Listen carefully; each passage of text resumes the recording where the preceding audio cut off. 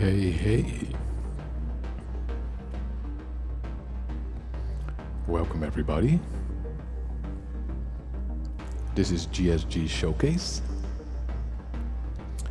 with me, Actitect. Welcome.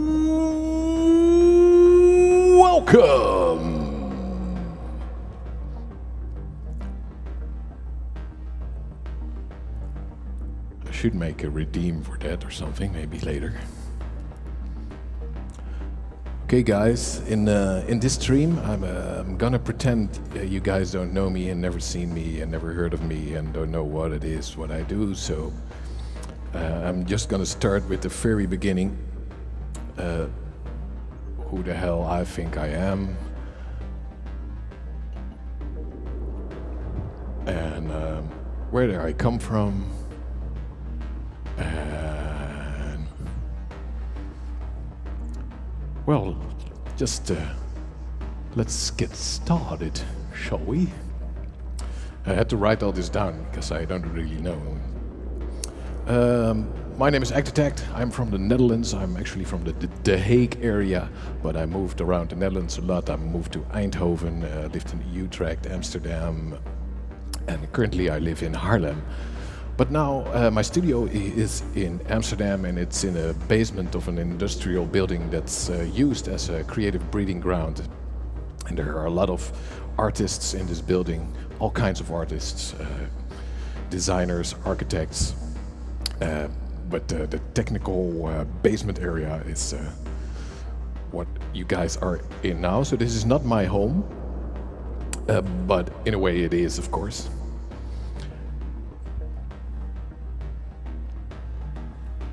Actitect, what does it mean? Some of you might know by day, I am a naming designer. I'm a designer, and I specialize in designing names as well. And I had a pretty hard time thinking of a name for myself. But since I'm a designer, architect, actitect, I have a live act, and I really enjoy creating setups and thinking about setups. So it's like a live act architect thing, but that's on the micro level. But I also very much enjoy the macro level, like looking at a worldwide picture of live electronic music, as you might have noticed. And that's also the favorite thing I do when as an admin of the GSG, is I like to think of what we do as a movement, a global movement, and I want to do everything I can to make it bigger, better, more inspiring, more interesting, more relevant, and especially for the artists. It's not about money, because enough in the world is about money, and art is one of the things that shouldn't be about money. How did I get into electronic music? Well, I like to call myself an electronic native because my dad was a technician and he was really into computers, even in the 70s. I was born in 1980, but at very young age we got the first game computers, and my dad always had computers, and I got a Commodore 64, and so even some weird stuff before that you connect to the TV with this little turning remotes and stuff. So a lot of time I spent playing Commodore 64 games. So that was the most profound music I was listening to actually as a young kid. And in hindsight, the music I liked most was the games that had music by a British composer called Rob Hubbard. He also did the C64 version of Commando. He did the Last Ninja things, lots of great tracks. So I listened to a lot of electronic music by playing video games and stuff, by the demo scene that came with the cracked games and stuff. I really enjoyed that. Furthermore, I got this synthesizer tape late in the 80s, and I really enjoyed it. Also, I have a 5-year older brother, and he was also into like early house music and raves, and he started creating music on his Amiga 500. And but he has no old school musical skills, and I played the piano, so he needed me as a young boy every once in a while to play in some melodies, and he was using trackers in that time, so this was my first experience with the DAWs. And after a while I jumped into some trackers on the PC as well, like Fast Tracker, Digit Studio, stuff like that. Eventually moved on to Rebirth, Reason, Cubase, and yeah, now it's pretty much hardware and no DAWs. But in the meantime, in the 90s, I was like 16 years old in 95, 96, and there was a lot going on in the Netherlands. The electronic music scene was booming. So I got to go to a lot of raves, and especially in that time there was a very big gabber eruption going on in the Netherlands. And I was right in the middle of that as a young teen. Very interesting period. After that, I evolved a bit into trance and hard trance and techno, and kind of stick with techno, but also kept listening to all other kinds of music, more the listening kind of music, of course, and kept playing some instruments, gathering some gear. And even on the internet, the GSG is not my first music community. I think around 2000 I started creating tutorials on a Dutch party site called Party Flock. It was interesting. Later on I did another electronic music producers community where I worked for. It was called iDance. I did lots of stuff with some guys on Facebook under different names. Showcase it was called, and Symbiotic Sessions was a project of mine. It was about high-tech jam sessions. So we used to gather around with lots of gear, put them in a club, and like do jam sessions. It was really great. We did some in a coffee shop in Amsterdam and some small clubs in Utrecht. It was really fun. But I think it was 2020, around the first edition of Synthon. Then it was still called Synth Saturday. Actually, they didn't find me. I was already streaming on Twitch for some months, but I didn't find anything or anybody doing the same thing yet. But then, thank you for that sub, SynthLab. But then I found a post on Facebook about Synth Saturday, and I was just too late to join that edition, but it totally blew my mind. And when I saw it, I was like, okay, this is it. This is my purpose.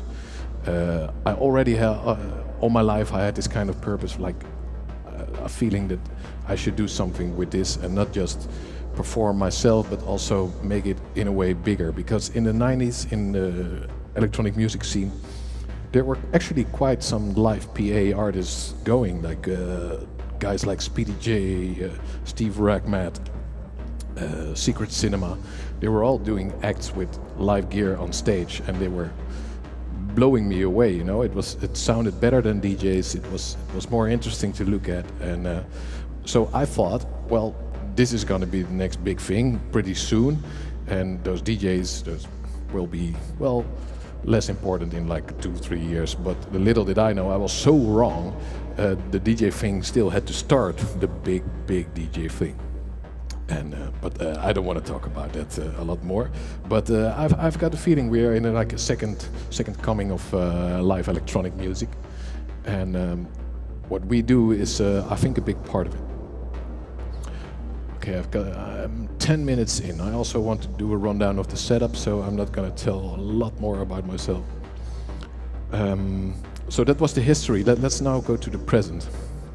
The present is this setup, and it is GSG. And let me show you guys what how my setup is configured and how it works and what my philosophy is. I'm gonna start with the input methods. Let me mute some stuff that I have here.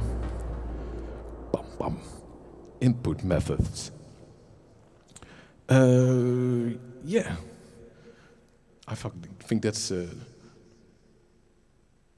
most logical place to start. How can I input stuff? Well, there is, of course,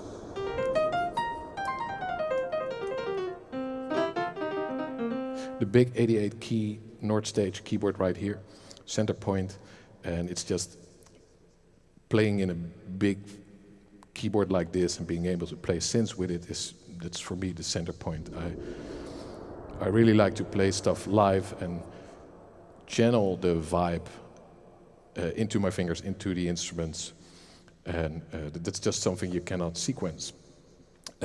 Generally, I like to combine as much input methods as possible because it will create a richer sound, different transients, different ways of triggering, and as it becomes most interesting when you layer like sequenced stuff, generated stuff, live played stuff, microphone stuff, some breath controlled stuff, of course. And if you combine this, it sounds more and more like an ensemble, you know. And that's one of the philosophies I'm doing. The same with drums. You know, the subwoofer sets. They are a combination of sequenced drums and live played drums. And the same goes for what I'm doing in the subwoofer sets. It's sequenced sounds, generated sounds, live played sounds all together. And I think that's one of the parts of the things why it works the way it works. So input method 1, the big ass keyboard. Input method 2, the keyboard sequencer. So I can play it in, but I can also sequence it. I usually use the KeyStep Pro to play something in and loop it. Use it mainly as a MIDI looper or as an arpeggiator. There's also a different triggering method than playing it live or sequencing.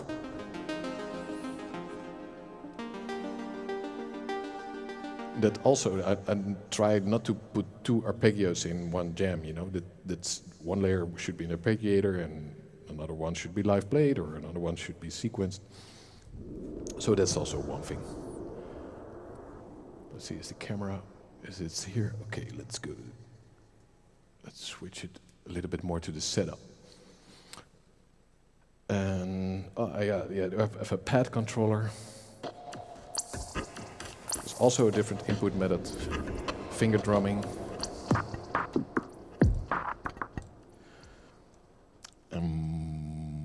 I think, and last but not least, the generative sequencer.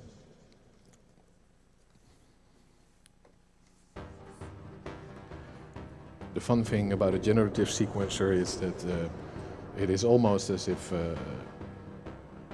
like a robot is joining you in the jam. And the Torso T1 is just, one of my favorite pieces of gear in this setup. So those are, I got one more key step right here.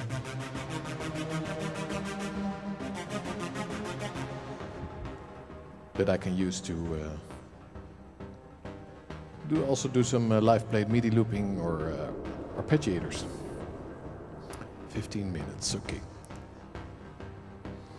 Now let's focus on the sound sources. I hope this is interesting for you guys, but it's the exact opposite of what I normally do in stream, so I figured this could be a nice way to do this stream. This is what I call the bass case, and not bass with BASS, but BASE. And it has a 1010 black box, a Torso T1, Roland TR8S, Electro-Harmonix 95,000 loop laboratory, they call it, performance loop laboratory. It's a 6-channel looper with a mixdown channel. There's a little analog filter right here, the Dreadbog Epsilon, and it's on the output of the looper. And I also have an analog looper pedal, the Sonus Wahoo, that I can control with, that's on the other output of the looper. So I can use the panning to throw it to either this filter or the filter pedal, and there's also a little compressor pedal right here. Sound source here, of course, I don't have to explain the TR8S, but the black box is one thing altogether. It's like an entire, how I set it up, it's like an entire music studio on its own. You got like 16 pads, and well, there's the first pad. And the second pad, they are both kick drums.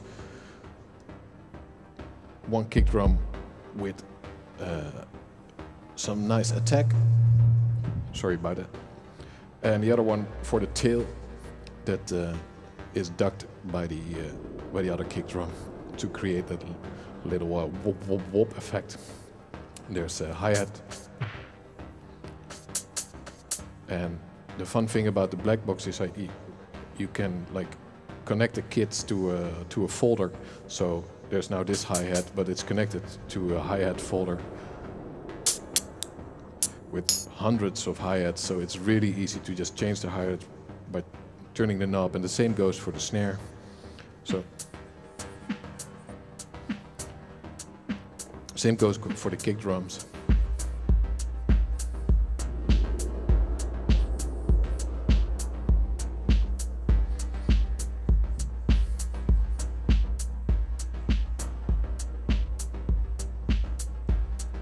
And I also created some weird random stuff in this. I can also, I'm triggering it with the T1, by the way. So the kick drum is just, it generates 2 pulses for the kick drum. And when I turn this knob, it makes it 4 or 3 or 5 or 7, all on the fly. And it's a great tool. Same with hi-hats. Now it's a super simple hi-hat pattern. I turn the knob. It makes it into a more complex hi-hat pattern. I can randomize the sustain, the accents, everything. So it's a really hands-on tool for creating stuff on the fly.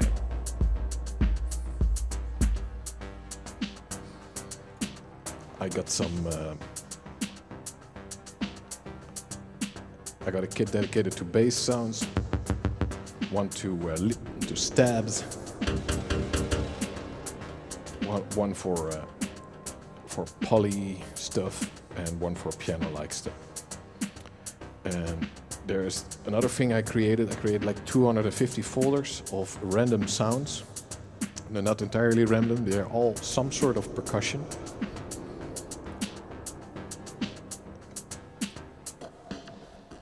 And that's what you're hearing right now. They are triggered like kind of randomly, but by turning like the pitch, other samples are triggered. So it's like I create some kind of instant weird groove generator. Especially great for techno stuff.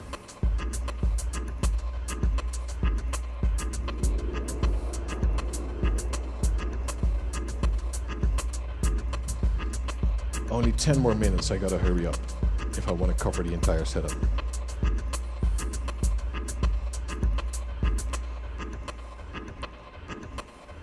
So I can like change the random kit, load them all. Get other sounds, change the timing. So I really like to turn gear into instruments like this. I know nobody is using it like this. It would even be impossible for someone else to use it like this because there were so many weird steps and sample collections I put together, randomized all the file names, then had a weird piece of software, mingled them all and put them in 16 file folders. It was a crazy process, but I'm really happy with it.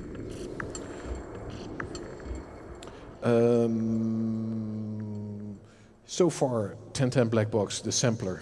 A sampler, drum machine, generative sequencer, pad controller. That's also mapped to the T1. I can also do other weird stuff, like controlling the filters of certain channels on the black box, like that. Next part. Let me swap the camera.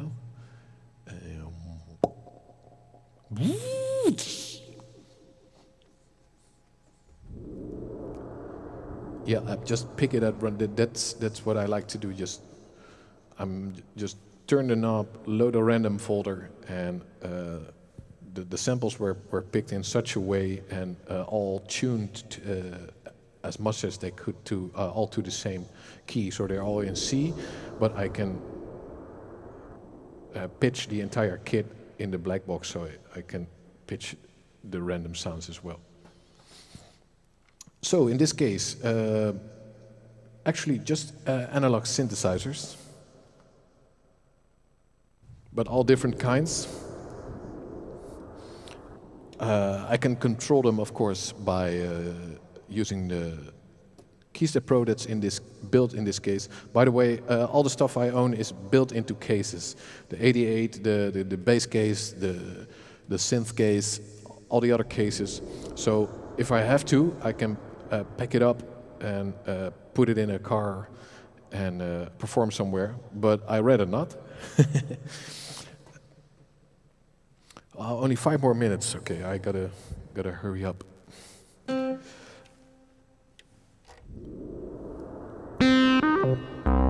Okay, I can also play all these synths, in this case with the 88 key.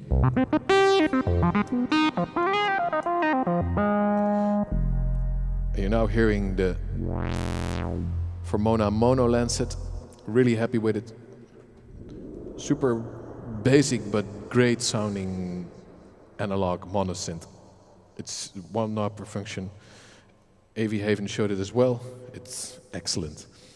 Then there's the DeepMind 12.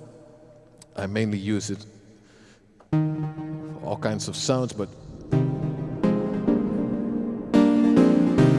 this is kind of my signature sounds in the streams because I just love how it sounds. So the function of this one's analog polysynth with a lot of possibilities. I love it. Then there's the Typhon. Bit of a hate-love relationship, but since I have it connected to the 88 key controller, I'm starting to enjoy it more and more. The cool thing about the Typhon is it's a digitally controlled analog synthesizer, so it has with digital effects. So there is a lot you can automate and map and stuff. And then there's of course the vocoder. Okay, when I turn on the vocoder, and I can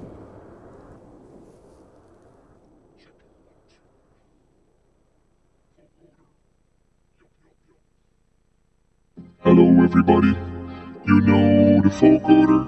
This is Actitect, GSG.live showcase. Oh yeah! So that's the vocoder. I can play on the 88 key and decide what notes will be vocoded.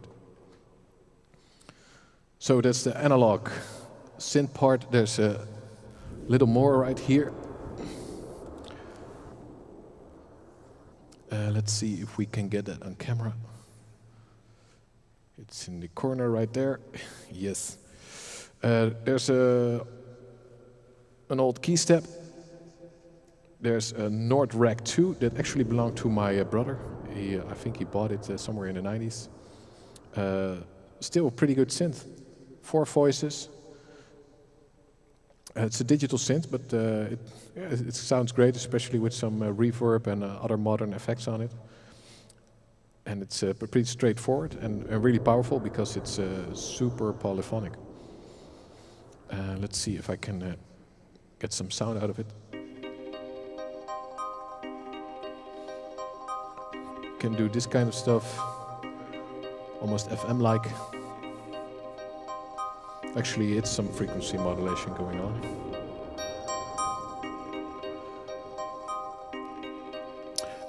Speaking about FM, for other FM needs, so I got a Volca FM right here, going to a Volca mix. And there's, of course, every setup needs something like.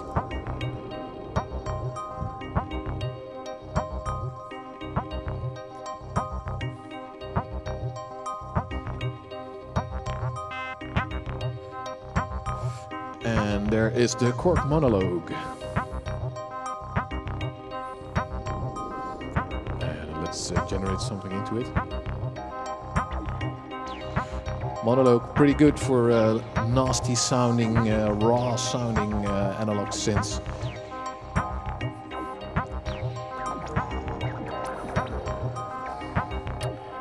The TD3, by the way, is connected to an old Korg, what is it called? A Korg K oscillator thingy. To make it sound a little bit different than any other TD3. Okay, so that's for that part of the setup. Still got 3 minutes. Let me stop the clock. And that's all the sound sources. They all go into the X32 digital mixer. I have 32 channels. I can have 16. Let me go back to the. Yeah, this is. Let's go to my standard viewing point. Yes.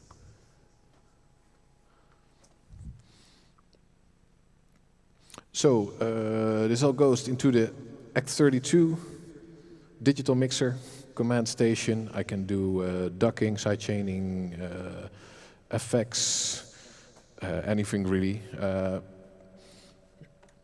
There are channel groups that I can use, muting. There's gating, compressors, EQs, you name it. And the nice thing about it is it's not one knob per function, but it's. I was really hesitant to go into digital mixers, but now that I have one, it's especially when you're not using a DAW, it's very good to have something like that. There are some effects connected to the mixer, especially my main harmonizing effect, delay reverb, is Eventide H9. And am I already over time? Damn. I also wanted to talk about the light setup. I got very quickly then, lights, effects, cameras. Got a lot of cameras going, as you know. They are connected to a video mixer, so I can switch them or fade, or apply weird video effects. There's a video synthesizer, the IC, and I also have a DMX mixer that I can use to sequence all the lighting in this space. As you see, there's lights moving up. And I probably didn't cover everything, but I hope it was good enough. The Cert Zero is live. Thank you, Synth Lab. Thank you. I need to catch my breath and get a drink, and let's go to. I think he's in Utah. Amazing live musician, Set Zero.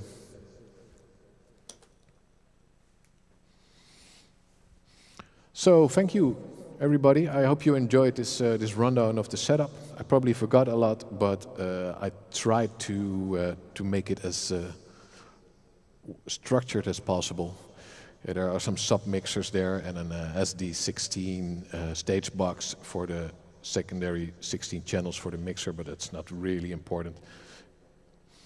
So that's it. Thank you, everybody. Hope you enjoyed it. See you all next time. I will be back with a Subwalkers showcase set on Sunday. So stay tuned for that. We got a lot more cool sets coming today.